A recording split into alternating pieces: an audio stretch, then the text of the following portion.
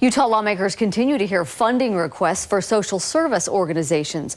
One nonprofit that helps foster families says it will have to close its doors if it doesn't receive a funding increase. News specialist Lad Egan is live at the Capitol. And Lad, if past years are any indication, there's a long list of these kind of requests. Oh, absolutely. In fact, this request from the Utah Foster Care Foundation, I'm told, is 84th on the list of priorities. Without this funding, the foundation says it will close in June. All 6 of our placements have turned into adoptions.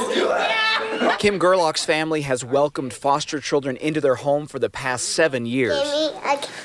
Just the training was so good and the people were so helpful and such a wonderful support that it made us realize, hey, we could really do this. We could be foster parents. Is this one of your hardest classes to teach? That training came from the Utah Foster Care Foundation, which works to recruit nearly 600 families each year. It's very important that that family is ready and well-trained and understands how trauma changes development in a child. Kelly Peterson has been with the foundation since it was created in 1998 in response to a landmark lawsuit that accused Utah of not properly protecting foster children. The children are better cared for with better quality foster parents. We don't want to go back to where we were. We had a serious problem and were sued.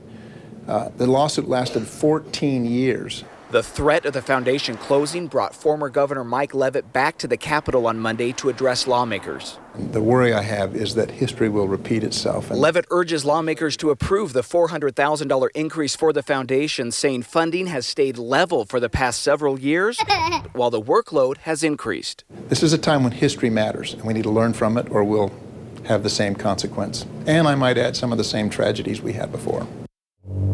In my research today, I came across this letter. It's from the National Center for Youth Law. It's dated from 2008, and it was sent to then Governor John Huntsman Jr. It said when it filed suit against Utah in the 90s, Utah had, quote, one of the most troubled foster care systems in the country. And it continued to say now Utah has one of the best.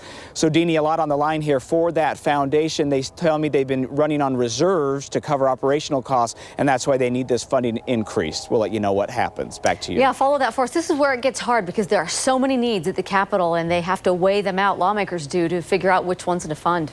Thanks, Lad. Yeah, and very personal to a lot of people. Back exactly. To you. Dave? Well,